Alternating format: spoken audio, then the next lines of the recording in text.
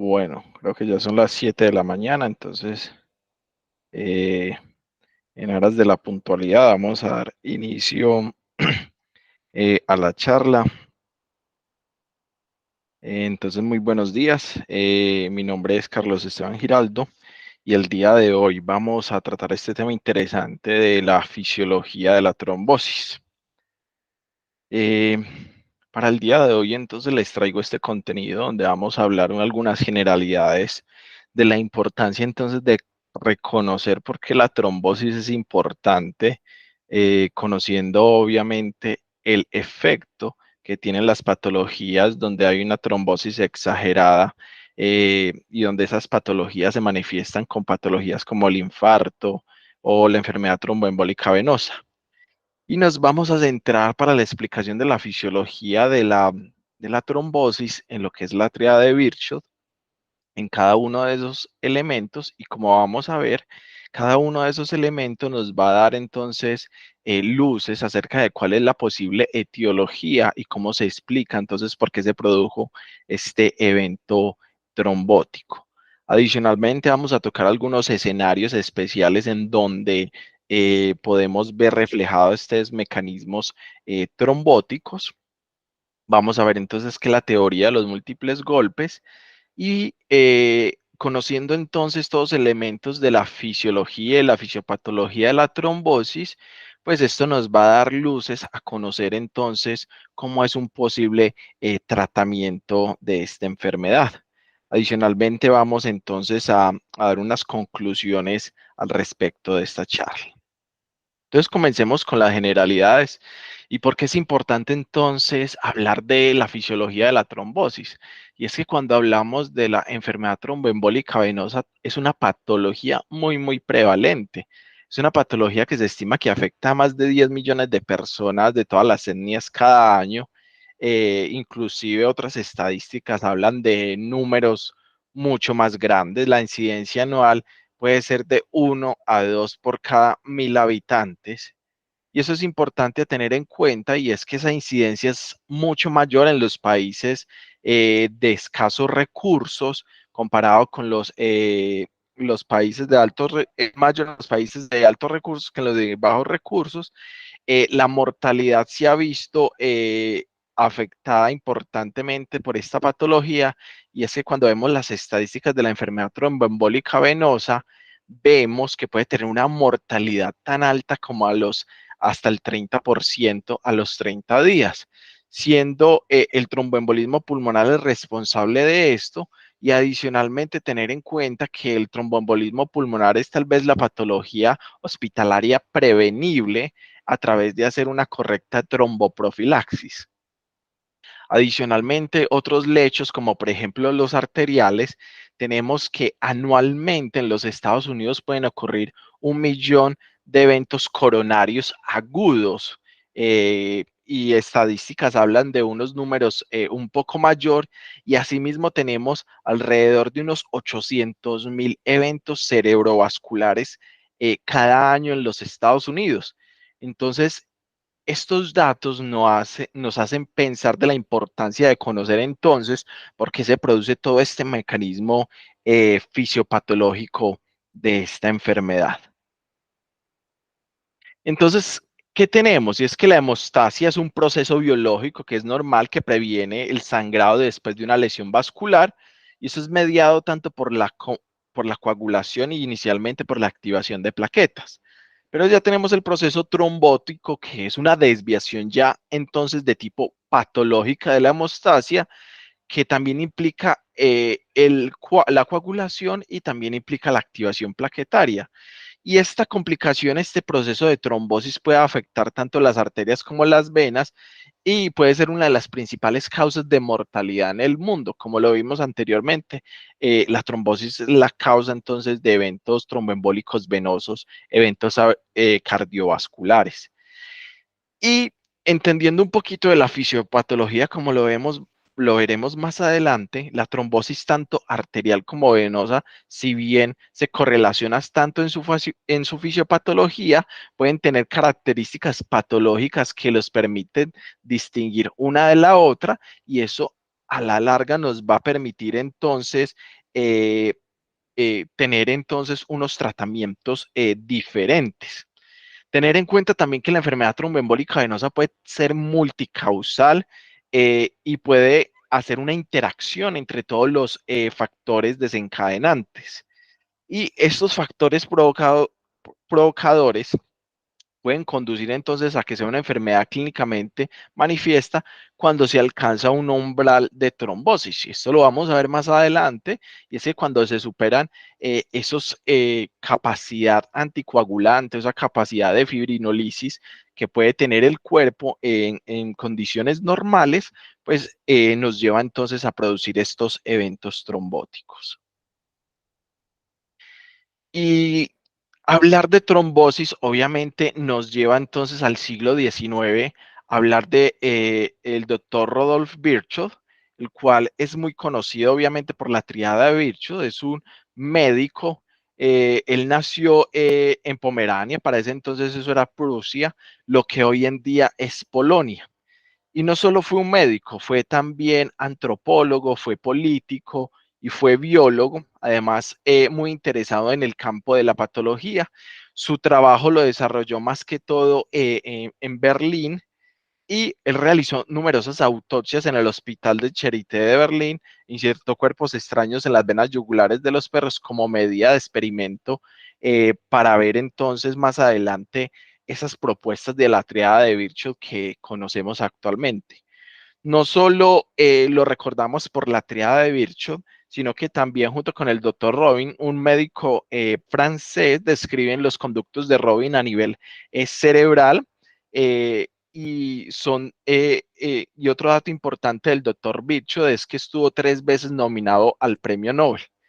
Y parte de esta triada de Virchow nos dice que la producción entonces de coágulos en el cuerpo es la consecuencia de un grupo de 3 categorías importantes. Y estas 3 categorías importantes es que hay un fenómeno de irritación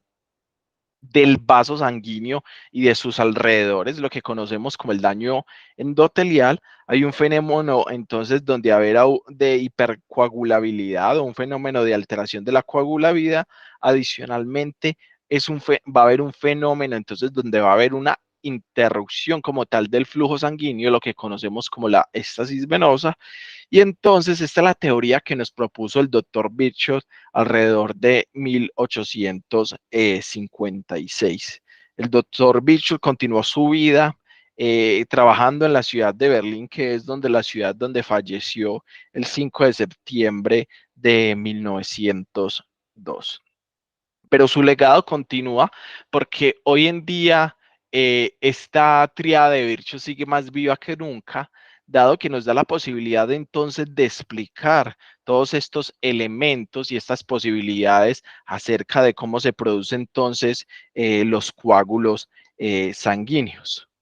Entonces vamos a ir por cada uno de estos elementos de la triada de Virchow que nos van a permitir entender entonces por qué se produce este proceso trombótico y cuáles condiciones clínicas son las que se correlacionan con cada uno de estos elementos. Empecemos hablando con el daño endotelial, y es que el daño endotelial parte entonces de una injuria de un vaso sanguíneo. El doctor Juan David ayer en su charla de aterosclerosis nos explicó muy bien entonces todo ese proceso del daño que se produce a nivel endotelial, y explica muy bien entonces uno de estos procesos de cómo se comienza y que posteriormente puede derivar en un proceso trombótico, por ejemplo, en las enfermedades como en el síndrome coronario o los accidentes cerebrovasculares. Entonces partimos de algo muy importante, y es que lo primero que se produce entonces es esta lesión endotelial, y el endotelio inmediatamente reacciona a esta lesión endotelial, donde se van a producir entonces diferentes sustancias. La primera de ellas va a ser la endotelina 1. Esa endotelina 1 tiene un papel muy importante, y es que lo que va a producir a través del endotelio para prevenir entonces que se produzca más lesión o más sangrado es que va a ser un proceso de vasoespasmo, de vasoconstricción importante a nivel de esto.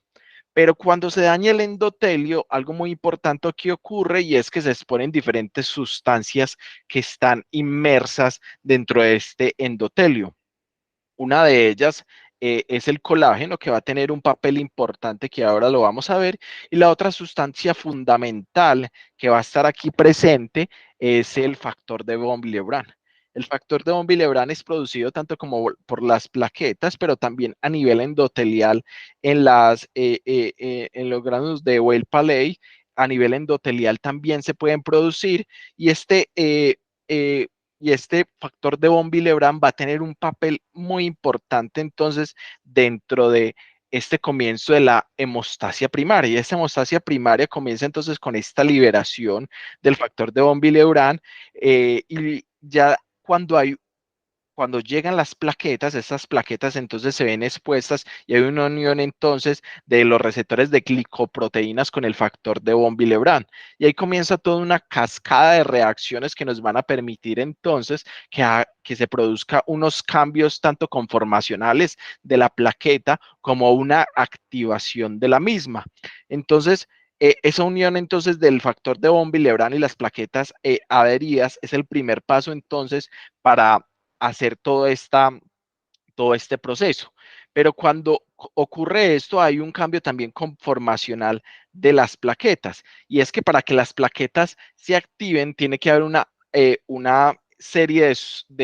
de cambios a nivel de la plaqueta. Entre ellos ocurre que va a haber una liberación de diferentes sustancias. Por ejemplo, de liberación de ADP y de tromboxano A2. Esos gránulos que se encuentran, esas sustancias que se encuentran dentro de los gránulos de las plaquetas, son liberados. El ADP tiene algo muy importante, y es que el ADP se va a unir entonces a los receptores de glicoproteína, a los receptores de P2Y12 que tienen las plaquetas. Y esto va a ser algo muy importante porque estas sustancias, el tromboxano A2, el receptor P, el receptor PY2, P2Y12, son importantes a la hora cuando vamos a ver los mecanismos de cómo actuar ciertos tipos de antiagregantes plaquetarios. Entonces, la expresión de todo este complejo de ADP que induce la expresión de ese complejo, adicionalmente va a producir que estos cambios conformacionales que se den en la plaqueta tenga la expresión del complejo de glicoproteína 2B3A, que son receptores dependientes de colágeno y dependientes de calcio, que van a producir entonces que se dé esta adhesión de las plaquetas al endotelio y al colágeno. Adicionalmente, se produce entonces esta liberación del tromboxano A2, que aumenta el proceso vasoconstrictivo que se puede estar dando en el vaso en estos momentos. Y todo este es el proceso de activación plaquetaria. Entonces, una vez está activada la glicoproteína 2B3A, se encuentra adherida al factor de von Willebrand y al fibrinógeno. Esto conocemos como la activación de tipo plaquetaria. Adicionalmente, hay otros elementos que tienen un papel importante dentro de esto, pero que los veremos más adelante, y es la fibrina y la trombina, donde también tienen un papel entonces acerca de las plaquetas. Entonces, ese es el proceso inicial cuando se produce un daño endotelial y es la primera respuesta. Ahora, esto va a generar un tapón de plaquetas, pero este tapón de plaquetas es muy débil, por eso que cuando se produce ya este daño, vamos a tener entonces la activación como tal de la cascada de la coagulación, que la podemos ver desde dos mecanismos fisiológicos entendibles. Uno de ellos, pues tradicionalmente conocido pues como la vía intrínseca y la vía extrínseca, o ya no tan nuevos, pues mecanismos fisiológicos, como por ejemplo la vía de iniciación, amplificación y la propagación de esto. Y es que en la fase inicial lo que vamos a tener es la liberación del factor tisular. El factor tisular es liberado también por el endotelio, y este factor tisular lo que nos va a hacer entonces es una activación del factor 7. Entonces va a haber un complejo de factor 7 con factor tisular, y eso nos va a permitir entonces tener varias condiciones. Y es que este factor 7 puede activar el factor 10 y puede activar el factor 9. Y el factor 10 tiene la capacidad entonces también de activar el factor 5. Adicionalmente, entonces el factor 5 tiene unas propiedades que vamos a ver más adelante en la vía de la amplificación. Y esta vía también tiene la capacidad entonces de producir entonces trombina, pero no en cantidades tan expresadas como vamos a ver más adelante. Y es que ya en la vía de la amplificación lo que vamos a ver es que estas pequeñas cantidades pues de trombina que se produjeron en esta no son pues lo suficientemente grandes como para la estabilidad del coágulo, pero esta trombina sí tiene la capacidad de ser como un activador de la plaqueta a través de la vía de diferentes receptores de proteasa que están en las plaquetas. Y es que esta vía es muy importante porque hay una activación de este factor 5 liberado también por las plaquetas, pero lo que hace todo esto y esta trombina que está acá en la vía de amplificación es que hay un reclutamiento de más plaquetas y estas plaquetas son importantes en la hora de la amplificación porque se requieren diferentes tipos de fosfolípidos que están en la plaqueta para unirse al endotelio y así generar de mejor manera el coágulo sanguíneo. Ahora lo que sucede finalmente en la vía de la propagación es que en esta vía va a tener como éxito la formación como tal entonces de la fibrina y es donde van a interactuar diferentes elementos, tanto del factor 8 activado, el factor 5 y el factor 9 y esto van a activar entonces el factor 10 en mayor proporción y los va a permitir entonces que se produzca entonces la activación de la protrombina, que se convierta a trombina y finalmente el fibrinógeno en fibrina y esto va a concluir todo esto de manera resumida en lo que es la producción de un coágulo sanguíneo. Pero esto no se queda así y es como lo dijimos anteriormente, es que esto es un proceso entonces de homeostasis, es un proceso que parte de algo de manera fisiológica, pero obviamente hay unos mecanismos entonces también de fibrinolisis. Y es que cuando ya se produjo esa corrección o ese coágulo a nivel del daño endotelial, pues también intervienen diferentes mecanismos de tipo fibrinolítico para que ese proceso trombótico no se vaya a sobreexpresar y se convierta en ese proceso homeostático no se vaya a sobreexpresar y se convierta entonces en un proceso patológico conocido como la trombosis. Y es que este proceso de fibrinolisis interviene en diferentes condiciones, como por ejemplo son diferentes condiciones como el plasminógeno, interviene también entonces la proteína C, y lo que van a hacer es formar plasmina, convirtiendo el plasminógeno en plasmina, y esto va a tener una acción principal sobre el trombo. Adicionalmente, hay una acción de este otro que es el factor de inhibición tisular, y todos estos elementos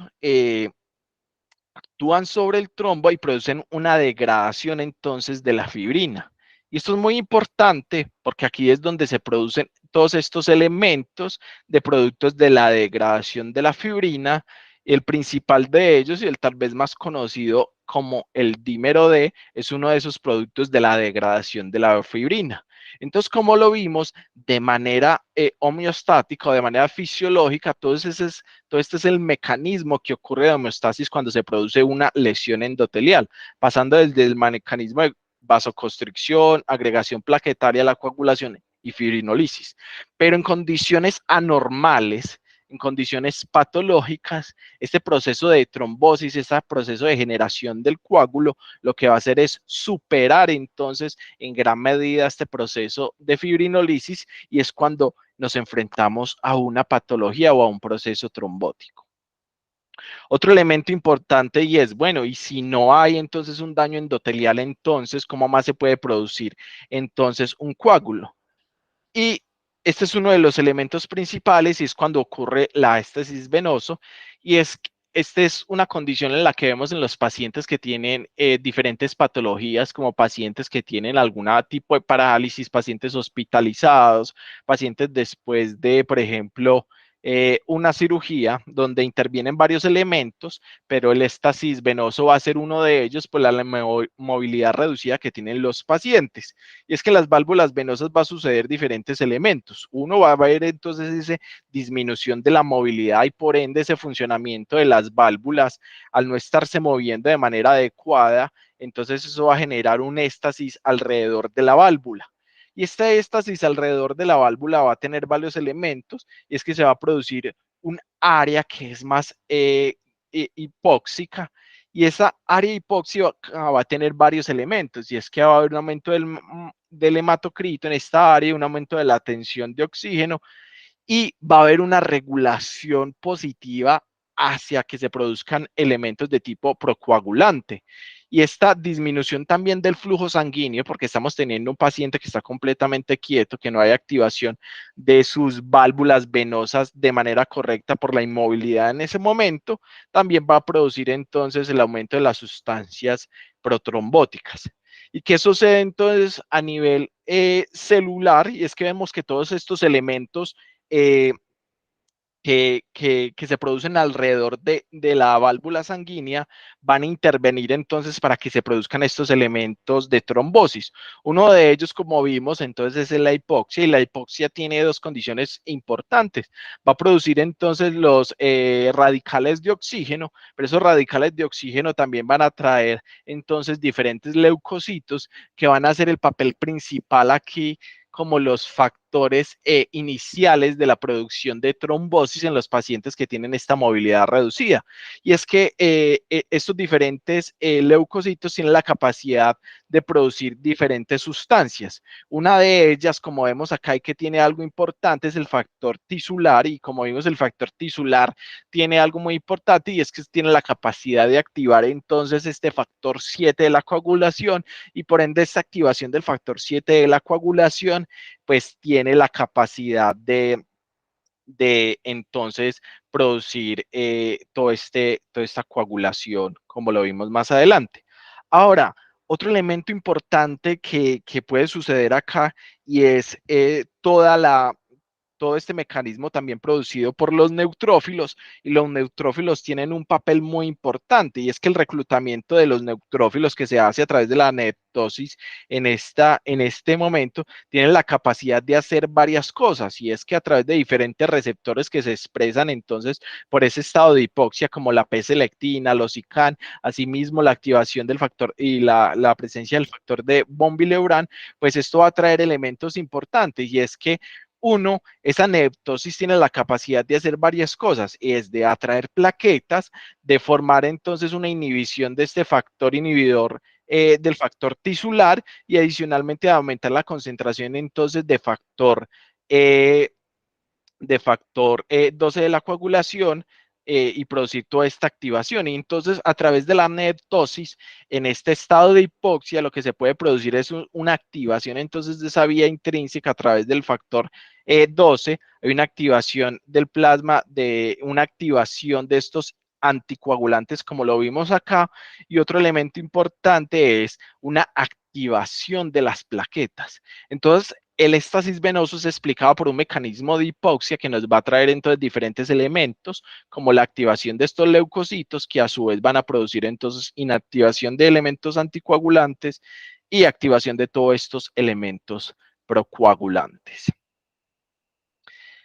Y finalmente tenemos entonces que los estados de hipercoagulabilidad tienen entonces esta capacidad también de producir entonces eh,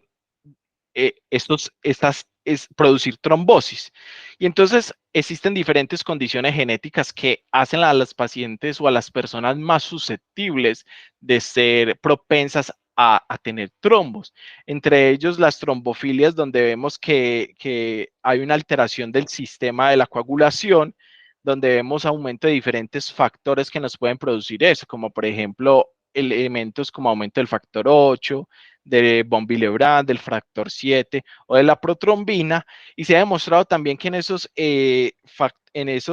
pacientes que tienen esas trombofilias elevadas, hay unos defectos también que pueden verse marcados en las vías de anticoagulantes naturales. en general se ve hasta un 15% de estos pacientes que tienen estas trombofilias heredadas, y lo que vamos a ver es un defecto en las vías naturales de anticoagulación, que son la vía de la antitrombina, la vía de la proteína C y la vía del inhibidor de factor tisular, que son los elementos anticoagulantes que podemos ver. Y en condiciones como la mutación del gen de la protrombina o el factor 5 de Leiden, podemos ver en un 20% hasta en un 60% estos elementos de alteración de las vías naturales de la coagulación, adicionalmente pues a la alteración de estos factores. Pero hay algo muy importante que también se ve en estos estados de hipercoagulabilidad, y es que hay más de un componente que va a producir entonces estos factores procoagulantes. Y es que estas enfermedades eh, confieren un riesgo a tener mayor sensibilidad a que el vaso sea dañado. Y es lo que vemos cuando hay procesos de inflamación, de hipoxia, inclusive de autoinmunidad, donde los vasos sanguíneos se ven más susceptibles a estos tipos de condiciones y se producen estados de hipercoagulabilidad, y es por eso que este es uno de los elementos también explicados en la triada de Virchow, donde se pueden producir trombosis. Entendiendo entonces fisiopatológicamente cómo se producen todos estos elementos y todos estos, tenemos entonces unas diferencias importantes entre la trombosis arterial y la trombosis venosa. Y como lo vimos anteriormente, la trombosis de tipo arterial se ve más reflejada en todo este daño que se produce en la pared del endotelio, explicado entonces por los procesos de aterosclerosis principalmente. Y cuando vamos a ver entonces todos estos elementos de la trombosis a nivel arterial, pues lo que vamos a encontrar principalmente son plaquetas y se produce una lesión de la pared vascular. Y es por eso que el tratamiento que se le da a los pacientes que tienen un evento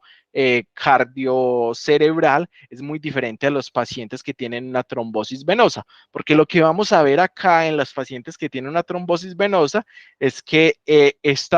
estos trombos son más ricos en fibrina y dependen más de una respuesta de hipercoagulabilidad con anomalía de los factores de coagulación, ya sea de manera individual o problemas mecánicos relacionados con el flujo. Es donde vemos sobre todo los pacientes que tienen un tromboembolismo pulmonar, ya sea por estar hospitalizados o por algún tipo de trombofilias. Y estas diferencias importantes nos van a ayudar a entender entonces por qué hay un tratamiento que se le da a las trombosis arteriales y un tratamiento entonces que se le puede dar a las trombosis venosas. Ahora, estos elementos pueden compartir entonces mecanismos fisiológicos similares y obviamente no son excluyentes el uno del otro, pero sí hay que tener en cuenta estos elementos a la hora de tratar el uno y el otro. En casos específicos, entonces, de diferentes condiciones clínicas, de estados de hipercoagulabilidad, donde vamos a ver, y es que hay elementos también que juegan en pro de que se produzcan entonces todos estos episodios trombóticos. Como es bien conocido, el cáncer es uno de ellos, y el cáncer tiene un aumento del riesgo de que se produzcan eventos de trombosis venosa hasta 6 a 10 veces, y lo que sucede en la trombosis, en el cáncer, es que hay una liberación de diferentes partículas por la membrana del mismo, de la célula cancerígena, que contiene actividad procoagulante, incluido el factor tisular y los lípidos de membrana que propagan entonces toda esta respuesta de la coagulación. Adicionalmente hay moléculas de adición en las partículas que pueden ayudar entonces a concentrar todos estos elementos para que se produzcan entonces diferentes episodios de trombosis, como lo vimos ahora atrás en la fisiopatología de la éstasis venosa. Elementos como por ejemplo de P-selectina se han encontrado en esas áreas donde se producen isquemias o trombos relacionados con el cáncer. Adicionalmente, dependiendo del tipo de cáncer, puede haber diferentes condiciones clínicas, como por ejemplo efectos compresivos del mismo cáncer que nos pueden llevar a alteración del éstasis venoso o inclusive cambios en la viscosidad de la sangre que también nos pueden llevar entonces a producir entonces estos elementos de tipo trombótico. Otros elementos importantes y es el anticoagulante lúpico relacionado obviamente con el síndrome antifosfolípido, y es que este anticoagulante lúpico tiene algo muy particular y es que tiene la capacidad de unirse a las plaquetas, inclusive al endotelio, perdón, y eso produzca una respuesta de tipo inflamatoria a nivel endotelial. Eh, Adicionalmente, tiene otros elementos, este anticoagulante lúpico, y es que puede activar el complemento. Tiene también la capacidad de hacer una vía de inhibición de la proteína C y tiene anticuerpos contra la trombomodulina, que también es un factor anticoagulante natural. Entonces, esto explica por qué el síndrome antifosfolípido tiene toda esta capacidad entonces de producir todos estos eventos de tipo trombótico. En el caso, por ejemplo, de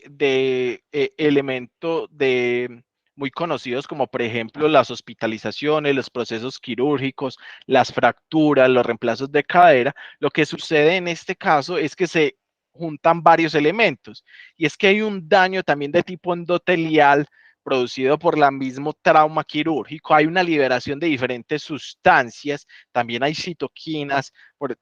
todo este proceso quirúrgico y todo este trauma que se generó en el sitio quirúrgico, y adicionalmente hay factores de estasis dado la movilidad reducida que pueden tener estos pacientes, y esto nos va a ser un determinante entonces a la hora de que se produzcan eventos trombóticos, y es por eso que se tienen en cuenta uno de los factores que más riesgo tiene de producir trombosis son las fracturas de cadera o los reemplazos de cadera en este caso, porque tienen todas estas capacidades entonces y todos estos elementos que juegan en pro de la coagulación. Hay algo muy importante y es que hay que tener algo que se ha venido hablando y es la hipótesis de múltiples golpes o múltiples hit, que se habla de que no es suficiente un solo elemento y un solo elemento rara vez una normalidad tiene la suficiente capacidad de producir una trombosis venosa, porque es como lo vimos que tenemos la producción de una homeostasis, pero también tenemos unos procesos de tipo fibrinolítico que nos van a tener entonces un equilibrio. Y es por eso que por sí solo, un solo elemento no puede jugar en pro de este proceso trombótico, y es claro entonces que hay otros factores que contribuyen entonces a que se produzca todo este proceso trombótico, y es la interacción de todos estos elementos nos va a dar entonces el riesgo de que se produzca entonces todos estos procesos trombóticos. Se ha visto, por ejemplo, que la deficiencia de proteína C en algunos casos y en alguna literatura se hablan de que la incidencia de trombosis puede ser baja y en otra alta, lo que nos habla entonces de esta ambigüedad de que puede suceder y que pueden haber otros elementos que juegan en pro de que se produzca la trombosis, cuando vemos que la mutación heterozigótica del factor 5 de Leiden tiene una capacidad de 7 veces de producir entonces trombosis, pero si lo juntamos con otros elementos importantes y es los pacientes que tienen esta mutación, sobre todo las mujeres pues que tienen esta mutación, pero sumado a eso toman anticonceptivos orales que tienen un riesgo de 4 veces de producir trombosis, pues vemos que estos dos elementos por sí solos juegan un papel determinante y estos dos aumentan el riesgo de hasta un 35 veces el riesgo de producir una trombosis. Lo mismo como otros elementos como la obesidad. Se ha visto que la obesidad puede tener un riesgo de 2 a 3 veces el riesgo de producir eventos trombóticos, y esto se ha visto porque se han encontrado niveles altos de factor 8 y factor 9 en los pacientes que cursan con esta patología. Entonces, realmente lo que vemos es que existe un umbral de trombosis donde la progresión a generar atrombina no está adecuadamente regulada por los mecanismos antitrombóticos, y es donde vemos entonces toda esta expresión de eventos trombóticos. Una vez conociendo entonces toda esta fisiopatología y todo esto, unas menciones aquí pequeñas, no es el objetivo de la charla hablar de cada una de ellas, pero conociendo entonces cómo se hace homeostasis primaria, cómo se da entonces ese proceso de la coagulación, entonces esto nos da una idea de los diferentes medicamentos o los diferentes dianas terapéuticas que tenemos en cada uno de estos procesos de la trombosis. Entonces, tenemos los inhibidores de la P2Y12 muy conocidos y muy utilizados, como el clopidogrel, prasugrel, tricagerol, etcétera, etcétera. Y como vimos, son muy utilizados y es porque la plaqueta, como lo vimos, es el elemento principal de la trombosis que se produce en los pacientes con enfermedades cardiocerebrales. Asimismo, existen otros medicamentos como por ejemplo los inhibidores de la 2B3A, de la glicoproteína 2B3A, como el axicimab y el tirofiban, que se utilizan en ocasiones en los pacientes que tienen síndromes coronarios cuando van a ser llevados a coronariografía, y también obviamente el uso de la aspirina, que es un inhibidor de la COX-1 y la COX-2, sobre todo inhibidor de la COX-1, y lo que nos va a permitir entonces es una disminución de la producción de tromboxano A2, que como vimos es un potente vasoconstrictor y también ayuda entonces a toda esa agregación plaquetaria, que la plaqueta se una a al endotelio. Asimismo, en la coagulación, pues existen diferentes mecanismos, obviamente, para afectar toda esta cascada de la coagulación. Como es bien sabido, diferentes anticoagulantes que actúan de diferentes maneras. Entonces tenemos las heparinas, tanto de bajo peso molecular como la no fraccionada. Su actividad es a través de la antitrombina, perdón, y del factor 10A. Tenemos inhibidores, obviamente, del factor 10A activado, entre nosotros, pues el apixaban y el rivaroxaban. Otros como inhibidores directos de la trombina, como el dabigatran, la bivalirudina, que no la tenemos en nuestro medio. También tenemos obviamente la warfarina, que actúa a través de la epoxidoreductasa, pidiendo la oxidación de la vitamina K, y a su vez entonces que ella no actúe sobre los factores vitamina K dependientes 2, 7 y 9. Entonces, entendiendo todo esto, esos son los blancos terapéuticos cuando se produce entonces un proceso trombótico, y de cómo podemos entonces hacer un tratamiento cuando ya se producen estos casos de trombosis, sea de diferentes tipos. Como conclusiones importantes, entonces para la generación en la formación de trombos se requiere tanto la agregación plaquetaria como la coagulación. Entendiendo la triada de Virchow nos va a ayudar a entender todos estos medicamentos fisiopatológicos involucrados en la trombosis, y cuando los procesos patológicos superan los mecanismos reguladores de la homeostasis, se forman cantidades excesivas de trombina, lo que inicia entonces el proceso de trombosis. Muchas gracias y quedo atento a sus comentarios.